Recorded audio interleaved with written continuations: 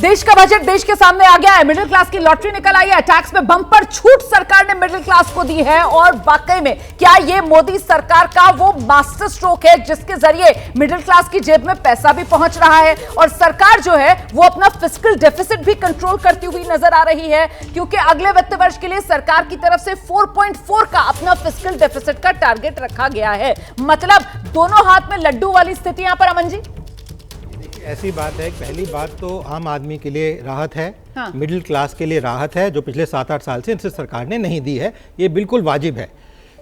ये समझना जरूरी है, इतने सालों से वर्षों से बजट दिया जा रहा है, सिर्फ 5-10 मिनट का टैक्स का कंपोनेंट होता है, हाँ। बाकी सारा बजट देश के ऊपर होता है। तो कुछ तो कारण होगा इस चीज के पीछे। अगर 5 मिनट में ही मिठाई बांटनी है, सारे में नहीं बांटनी है, तो फिर क्या फायदा होता, क्या अंतर होता। ये देखना जरूरी है कि कोई भी बजट एम्प्लॉयमेंट ग्रो करेगा, इन्वेस्टमेंट उस सेक्टर्स में, अलग अलग सेक्टर्स में ग्रो करेगा या नहीं करेगा।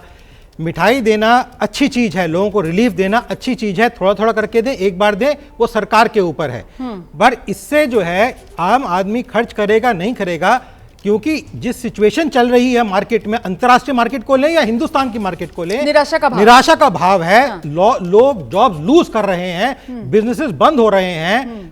भारत सरकार ने interest free, guarantee free loan काफी दिए, इन्होंने भी अभी इस बार दिया, पर वो बैंक लोगों तक नहीं पहुंच पा रहे हैं, क्योंकि जो बैंक ऑफिसर्स हैं वो नहीं देते हैं उन चीजों को।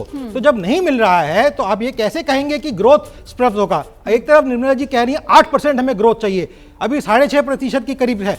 We are the only top 3 economies in the world जो ग्रो कर रही हैं इस समय। ग्रोथ के अंदर फिस्कल डेफिसिट कम नहीं किया जाता। जब ग्रोथ स्टिमुलस होता है तब फिस्कल डेफिसिट को बूस्ट किया जाता है ताकि वो रिबाउंडिंग इफेक्ट दे। फाइनेंस का बेसिक फंडा है। कोई भी कंपनी डेट लेती है जब ग्रोथ की तरफ होती है, जब डाउन टाउन की तरफ होती है तब वो अपनी डेट को कम करती है। इस समय भारत के पास क्षमता है कि ज्यादा रेट लेके काम करे, बढ़ाए, लोगों को बातें दे, अपॉर्चुनिटीज दे।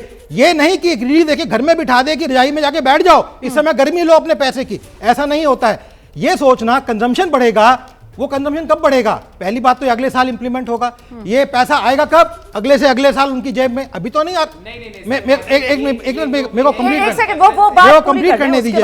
ये फाइनेंशियल ईयर 25-26 के लिए है। हाँ। जब बजट रिजल्ट फाइल करेगा कोई इंसान अपना, उसमें से उसको रिबेट मिलेगा। ये आज की डेट में तो हर महीना टैक्स कट कर मिलता है ना उसको, तो उसको तो अप्रैल की सैलरी से ही फायदा मिलने लगेगा, का बेनिफिट मिलेगा। पर आज की डेट में उसको वो बेनिफिट क्लेम नहीं कर सकेगा वो। पहली बात तो वो चीज वो खर्च करेगा या नहीं करेगा, कंजम्पशन इकोनॉमी बढ़ेगी, पर जिस रिबाउंडिंग इफेक्ट से आप सोच रहे हैं बढ़ेगी, वो इफेक्ट नहीं आएगा। मैं भी एक डेविल्स एडवोकेट के तौर पर सवाल आपसे कर लेती हूं। जो वो बात कर रहे हैं उसको थोड़ा सा आगे बढ़ाएंगे। भाई, इफेक्टिव इनकम टैक्स जो पेयर है उसकी संख्या है ही कितनी देश के अंदर? 3-3.5 करोड़। तो वो 3-3.5 करोड़ और उसके अलावा पूरा का पूरा देश, तो क्या वो अर्थव्यवस्था का चक्का घूमने की जो बात कही जा रही है असरदार रहेगा उस अनुपात में? 100% रहेगा। देखिए, देयर आर इसके ना 2 मापदंड है। एक तो है रियलिटी में क्या है। रियलिटी में करीबन 30 करोड़ मिडिल क्लास लोग इस देश में हैं। दूसरा क्या है, इंडिया की इकोनॉमी बढ़ेगी ही बढ़ेगी। आप 1 साल 2 साल का दृष्टिकोण लेके बिजनेसेस में इन्वेस्ट नहीं करते हैं।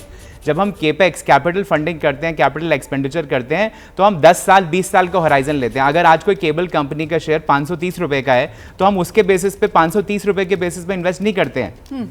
हम ये देखते हैं कि इस देश में पावर, इलेक्ट्रिसिटी बढ़ेगा तो ये शेयर या ये सेक्टर 500 रुपए का 5000 रुपए पे जाएगा ही जाएगा 10 साल में। अगर इंडिया में कंजम्पशन नहीं बढ़ेगा तो कहां बढ़ेगा? तो अगर हम इसको सबसे पहले इसको बाइफर्केट करते हैं सर के इंटरप्रिटेशन को 3 पार्ट्स में। फर्स्ट ऑफ ऑल, पहला इंटरप्रिटेशन है टैक्स पेयर का। जो रिजीम 25-26 के लिए इंप्लीमेंट हुई है वो 1 अप्रैल 2025 अगले 3 महीने में लागू हो जाएगी। तो उसका बेनिफिट महीने दर महीने जो उसको टीडीएस कट के आता था उस पे मिलेगा। लास्ट में कोई बंदा टीडीएस वापस जो क्लेम करता था गवर्नमेंट से, उस तक हम नहीं पहुंच रहे क्योंकि टीडीएस ही नहीं कटेगा उसका 6 लाख रुपए तक। तो फिर वो क्लेम क्या करेगा गवर्नमेंट से? तो उसके हाथ में, जेब में पैसा ज्यादा रहेगा। और मैं आपको जो पहले कैलकुलेशन कर रहा था ब्रेक पे जाने से पहले, कि अगर ये पैसा 10,000 रुपए 20,000 रुपए भी बढ़ता है, पर इसका जो स्पाइरल इंपैक्ट आएगा वो कम से कम 4 गुना 5 गुना तो आएगा ही आएगा इकोनॉमी के ऊपर। बिकॉज आप कंज्यूमर स्पेंडिंग करोगे। मैं कह रहा हूं भले ही कुछ नौकरी कुछ सेक्टर्स में कम होगी, उसका रीजन ये नहीं है कि इंडिया इकोनॉमी खराब हो गई है। इंडिया एक आत्मनिर्भर देश है। यस, ग्लोबलाइजेशन का इंपैक्ट हमारे जो देश में आपका पड़ता है। बेसिक कैलकुलेशन है वो यहीं गड़बड़ा रहा है ना। आप जो है आप 30 करोड़ मिडिल क्लास को काउंट कर चल रहे हो। मैं कह रही हूँ उस 30 करोड़ में ये जो इनकम टैक्स पेयर है ये तो मुश्किल से 3-3.5 करोड़ है ना मैडम, तो इनकम टैक्स पेयर कम है, हाँ। ठीक है, लेकिन ऐसा नहीं तो है जो फायदा मिल रहा है इस इनकम टैक्स स्लैब से वो तो उसी 3-3.5 करोड़ जो इफेक्टिव इनकम आप ये टैक्स पेयर है देखिए उसी कि- को मिल रहा है ना। महेश्वरी जी के पास चलते हैं, जरा उनसे भी समझते हैं। हाँ जी, सिंपली ढंग से बताता हूँ कि मैडम ने खुद ही बताया है कि 1 लाख करोड़ का फोरगो होगा।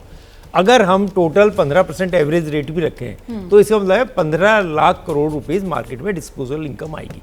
वो जो 6000 करोड़ थी वो फिगर फास्ट स्ट्रेच्ड है, बिकॉज उन्होंने खुद ने बोला है कि 1 लाख करोड़ हमें फोरगो करना है। हाँ, और 1 लाख करोड़ के नुकसान की बात कही। और 15% टैक्स एवरेज जो लोअर इनकम पे है, तो अगर 15% ऐसे मतलब आप 6 टाइम्स बढ़ा लीजिए उसको, तो इसका मतलब है 7 लाख करोड़ रुपए मार्केट में आएंगे, टोटल सेविंग्स होगा। एंड वो उसकी बात भी ठीक है कि जरूरी नहीं 7 लाख करोड़ रुपए पूरा मार्केट में कंज्यूम हो जाए, लेकिन कम से कम एक मेरे हाथ में प्रोपेंसिटी टू कंज्यूम तो है ना। मैं मायूस तो नहीं हूँ। आज मैं फोरगो करता था इनकम, मैं जानबूझ के LIC लेता था, चाहे मुझे अपने कंज्यूमर को स्पेंड को रोकना पड़ता था। हो सकता है मैं बच्चे की फीस ना दे पा रहा हूँ और लेकिन मैं LIC की पॉलिसी ले रहा हूँ, किस तरह टैक्स बचे। आज मेरे पास डिस्पोजल है, मेरे पास एक चॉइस है कि अगर मैं चाहता हूँ तो उसे कंज्यूम करूँ। अगर मुझे लगता है कि आज मुझे सेविंग करनी है तो nobody is going to stop me. यही वाली बात थी जो केडिया साहब कह रहे थे कि साहब इसीलिए ये जो बजट है ये मास्टर स्ट्रोक इसमें टैक्स को लेकर जो सरकार ने फैसले लिए हैं, क्योंकि इसमें किसी तरीके का कोई राइडर ही नहीं लगाया सरकार ने। केडिया सर बताइए जरा।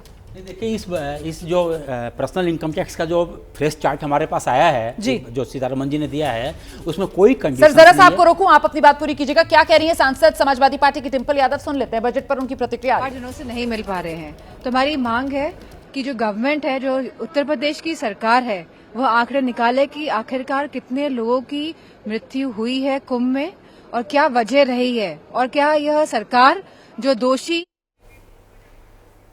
फिलहाल बजट पर वो अपनी बात नहीं रख रही हैं, बल्कि कुंभ को लेकर यहां पर सरकार की घेराबंदी करती हुई समाजवादी पार्टी के सांसद आप डिंपल यादव को सुन रहे थे। मैं एक बार फिर से बजट पर हम चर्चा कर रहे हैं यहां पर, और Gopal Kedia sir tax expert हैं, वो बता रहे हैं किस तरीके से ये टैक्स में जो बड़ी छूट, और वो मास्टर स्ट्रोक इस लिहाज से कि बिना किसी शर्त के, बिना किन्हीं राइडर के कि अगर आप यहां पर पैसा लगाएंगे तभी आप इतना पैसा बचा पाएंगे, ऐसी कोई शर्त मिडिल क्लास के साथ नहीं रखी है मोदी सरकार ने। ऐसा कोई खेल मिडिल क्लास के साथ मोदी सरकार ने नहीं खेला है, जो दिया है वो दिल खोल कर दिया है। केडिया सर, देखिए, जब से सीतारमन जी फाइनेंस मिनिस्टर बनी हैं, तब से उनके दिमाग में ये चल रहा था कि जो deductions and exemptions based economy है, टैक्सेशन सिस्टम है, उसको बंद किया जाए, क्योंकि उसके में बहुत सारे लिटिगेशंस का मामला था और बहुत सारे लिटिगेशंस डिफरेंट कोर्ट्स में पेंडिंग थे।